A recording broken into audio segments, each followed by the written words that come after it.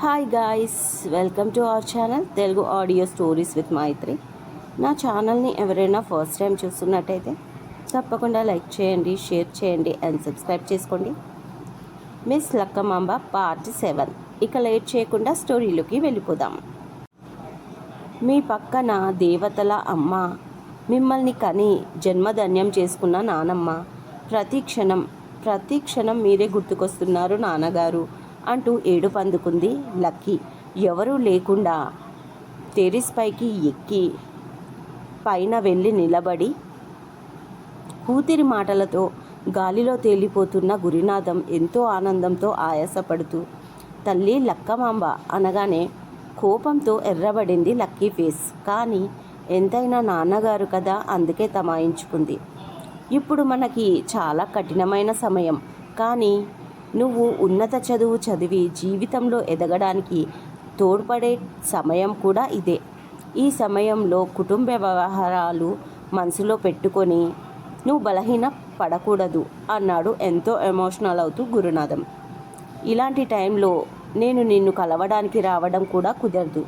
నిన్నటి వరకు నేను ఒకసారి వచ్చి నిన్ను కల్లారా చూద్దామనుకున్నాను తల్లి అని గురునాథం అనగానే, అమ్మ బాబోయ్, అనుకున్నంత పని చేసేవారే, నేను ఇప్పుడు ఫోన్ చేయకపోతే లక్కీ మనసులో అనుకుంది. కానీ వద్దు, నేను రాను. నేను వస్తే నువ్వు ఇంకా బలహీనంగా మారి నాతో పాటు ఇంటికి వస్తానంటావు. అలా జరగకూడదు.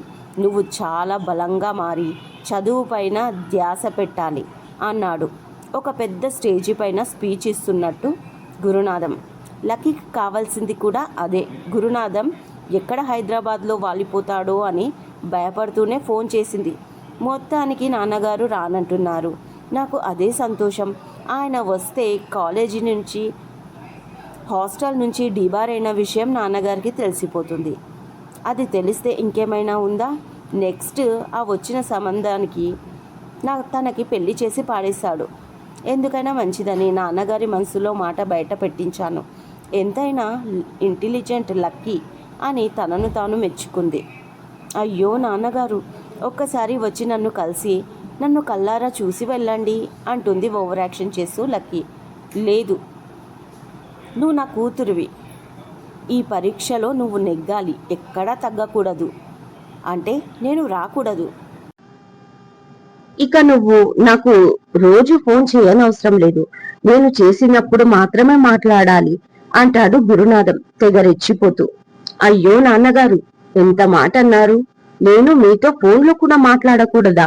నా వల్ల కాదండి నాన్నగారండి అంటూ ఒక పక్క మాటల్లో ప్రేమ వలకబోస్తూనే మరో పక్క ఉల్లాసంగా బ్రేక్ డాన్స్ చేస్తూ ఉంటుంది లక్కీ. లేదు లక్కమాంబ, నువ్వు ఈ గురునాథం కూతురివి. ఏ విషయంలో నువ్వు వెనక్కి తగ్గకూడదు. నా మాట, నా పరువు అన్ని నీ చేతుల్లో ఉన్నాయి. ఇక ఉంటాను, నువ్వు తిని పడుకో, కాసేపు చదువుకొని అంటూ అటు పక్క నుంచి అన్నాడు ఆయన. లక్కీ మాత్రం నాన్నగారండి, నాన్నగారండి అంటుండగా ఫోన్ కాల్ కట్ చేశాడు గురునాథం ఎంతో గర్వంతో పొంగిపోతూ. ఊరు గురునాథం కూతుర్ని ఇంతగా నమ్ముతున్నాడు చూడండి. అయ్యో నాన్నగారండి, నాన్నగారండి, ఫోన్ కట్ చేశారా అండి నాన్నగారు అని చెవి నుంచి తీసి మరి చూసుకొని ఇక డాన్స్ చేయడం మొదలు పెట్టింది. డియో డియో డిసక డిసక డిసక డిసక డియో డియో డిసక డిసక డి, అల్లోనే రేడు, అల్లోనే రేడు, అల్లోనే రేడు లాంటి అచ్చం కళ్ళు, నన్నే చూసే కోరికలని అవుతాయురాలు. డియో డియో డిసక డిసక డిసక డిసక డియో డియో డిసక డిసక డి అని దూరంగా ఏదో ఫంక్షన్ జరుగుతుంటే వాళ్ళు పెట్టిన పాట ఆ టైంకి పెద్దగా వినిపించడంతో తండ్రి హైదరాబాద్ కి ఇప్పట్లో రాడు అన్న ఆనందంతో ఇష్టం వచ్చినట్టుగా ఆ పాట మీద చిందులు వేస్తుంది లక్కీ. కానీ కొద్ది నిమిషాల ముందు లక్కీ వెనక్కి చూసి ఉంటే సీన్ వేరేలా ఉండేది. అప్పుడే వెనక నుంచి లక్కీ అన్న పిలుపు వినిపించి భయపడిపోయింది. ఎవరబ్బా అని వెనక్కి తిరిగి చూసింది.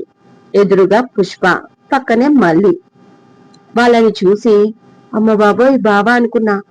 కాసేపైతే నా గుండె ఆగిపోయేది అని ఊపిరి తీర్చుకుంటూ, అత్తా నువ్వా, మళ్ళీ నువ్వా, ఏం జరిగింది అని అడుగుతుంది ఏమీ తెలియనట్టే లక్కీ. మా అన్నయ్యని ఇంత మోసం చేస్తావా? ఎందుకే నువ్వు అసలు మా ఇంటికి వచ్చింది? నాతో కాలేజీ నుంచి అందరూ ఎక్స్కర్షన్ కి వెళ్తున్నారు, హాస్టల్ గదిలో ఒక్కదాన్నే ఉండాలి అని అన్నావు. ఇప్పుడేమో మా అన్నయ్యతో నాన్నగారండి కాలేజ్కి వెళ్తున్నాను, హాస్టల్లో ఉంటున్నాను, మిమ్మల్ని చూడాలనిపిస్తుంది అంటూ దొంగ ఏడుపు ఏడుస్తూ మరి ఉల్లాసంగా డాన్స్ చేస్తున్నావు. అంటే కాలేజీలో ఏదో జరిగింది. ఏం జరిగింది? హాస్టల్లో ఉండకుండా నువ్వు ఇక్కడికి ఎందుకు వచ్చావు చెప్పు. గ్యారంటీగా ఇద్దరిలో ఎవరినో ఒకరిని మోసం చేస్తున్నావు, చెప్పు గట్టిగా అడిగింది పుష్ప. నాకైతే ఇద్దరిని అనిపిస్తుందమ్మా అంటుంది పక్క నుంచి మళ్ళీ. ఎప్పుడు అత్తని కోపంగా చూడని లక్కీ భయపడుతున్నట్టుగా యాక్టింగ్ చేసింది. తప్పదు కదా మరి లక్కీకి. అయ్యో అత్తయ్య, మీరు నన్ను తప్పుగా అర్థం చేసుకుంటున్నారు, నేను అలాంటి అమ్మాయిని కాదు అంటుంది నైట్ చూసిన తెలుగు సీరియల్ హీరోయిన్ లా పోజ్ కొడుతూ. అత్తయ్య, అది కొత్త పిలుపు, నువ్వేమైనా మా శౌర్యబాబుని పెళ్లి చేసుకుంటున్నావా అంటుంది పక్క నుంచి మళ్ళీ. ఆ మాటకి కళ్ళు తిరుగుతున్నట్లుగా అయ్యాయి లక్కీకి. పెళ్ళా? అది కూడా హిట్లర్ బావతోనా? మై గాడ్, నేను మరీ ఓవరాక్షన్ చేస్తున్నాను, కాస్త నార్మల్ గా మాట్లాడు లక్కీ అని తన మనసులో తానే చెప్పుకుని, అత్త అసలు ఏం జరిగిందో తెలుసా? తెలిస్తే నువ్వు ఇలా మాట్లాడవు అంటూ కట్ చేసే పుష్పని కూల్ చేసే సరైన రీజన్ చెప్పడానికి పుష్ప రూమ్ లోనే ప్రత్యక్షమైంది లక్కీ. అసలు ఏం జరిగిందో తెలుసా? లాస్ట్ ఇయర్ దసరా ఉత్సవాలు మన ఊర్లో ఘనంగా జరిగాయి. ఆ జాతరకి నా ఫ్రెండ్స్ రావడంతో ఆ జాతరలో నేను హ్యాపీగా తిరిగాను. అప్పుడు మన పక్కూరు సర్పంచ్ బండ పెంచలయ్య కొడుకు గోవర్ధనం, నీకు తెలుసు కదా, వాడి కన్ను నా పైన పడింది అని లక్కీ చెప్పగానే, ఎవరు ఆ బండోడా, కర్రెగా పొట్టిగా ఉండేవాడు చిన్నప్పుడు, వాడా? ఏమన్నాడే నిన్ను అని అడిగింది పుష్ప సీరియస్ గా. హా, ఎదవ సచ్చినోడు, ఇప్పటికీ అలాగే ఉన్నాడు, బండలాగా ఉన్నాడు, నల్లగా లావుగా బురదలో దొర్లిన పందిలాగా.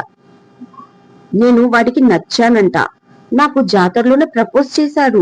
ఆ ఎదవని నేను బాగా తిట్టాను వాడి వాలకం చూసి, దాంతో వాడి ఈగో హర్ట్ అయ్యింది. నువ్వేమైనా హీరోవా? నాలాంటి అమ్మాయి నీకు కావాలా?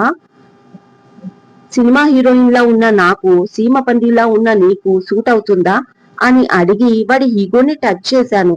అంతే, కట్ చేస్తే జాతర కంప్లీట్ అయిన నెక్స్ట్ డే మన ఇంటికి వచ్చాడు నన్ను చూడ్డానికి అని లక్కీ అనగానే, ఏంటి వాళ్ళు మన ఇంటికి వచ్చారా? అంటే నీకు పెళ్లి చూపులా అడిగింది సీరియస్ గా పుష్ప.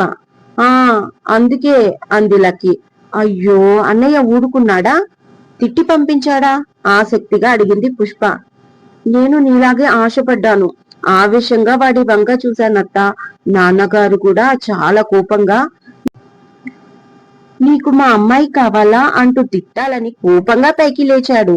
కాని వాటికి 100 ఎకరాల మాగాని, 100 ఎకరాల బీడు, 100 ఎకరాల బంజరు, 150 ఎకరాల కొబ్బరి తోట, 4 బంగళాలు, వాటి ముందు 4 కార్లు, వీటన్నిటికీ ఆ పందిగాడే ఏకైక వారసుడు అని తెలిసి నాన్నగారి కోపం టక్కున పోయి ఆ ప్లేస్ లో మర్యాద పుట్టుకొచ్చింది.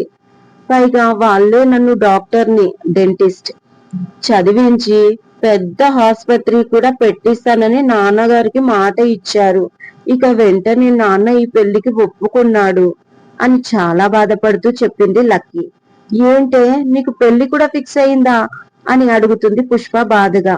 అవును, కాకపోతే నాన్నగారు నేను డెంటిస్ట్ అయ్యాకే నిశ్చితార్థం పెళ్లి పెట్టుకుందామని మాట ఇచ్చి పుచ్చుకున్నారు అత్త అంటూ ఏడుపు అందుకుంది లక్కీ. అయ్యో, ఆ ఎదవకి నువ్వే కావాల్సి వచ్చిందా? అన్నయ్యకి ఎలా చెప్పాలి బాధపడుతుంది పుష్ప.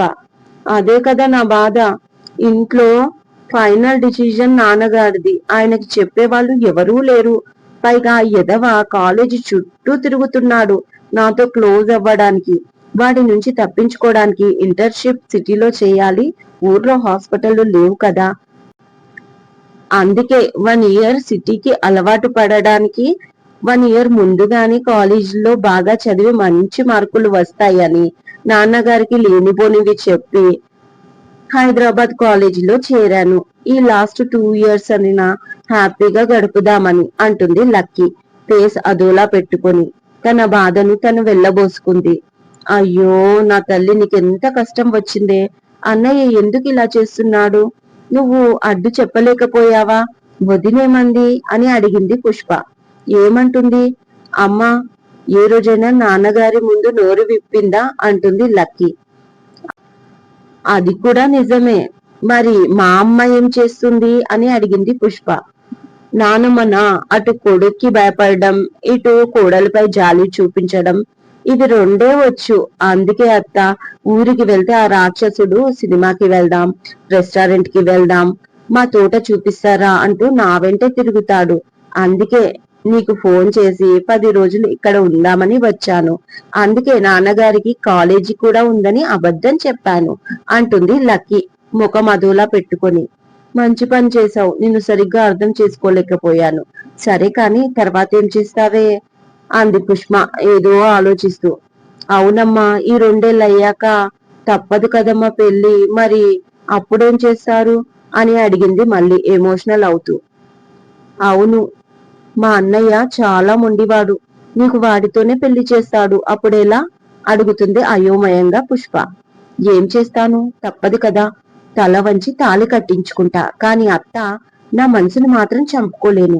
అందుకే ఫస్ట్ నైట్ రోజు మాత్రం పాలల్లో పాయిజన్ కలుపుకొని అని లక్కీ మాట పూర్తి కాకముందే. ఇదండి ఇవాళటి ఎపిసోడ్. ఈ ఎపిసోడ్ మీకు నచ్చినట్టు అయితే నాకు కామెంట్ లో చెప్పండి. అలాగే నాకు హైప్ కూడా ఇవ్వండి. లైక్ చేయండి, షేర్ చేయండి, సబ్స్క్రైబ్ చేసుకోండి నా ఛానల్ ని. మరొక మంచి ఎపిసోడ్ తో మీ ముందు ఉంటాను. మైత్రి.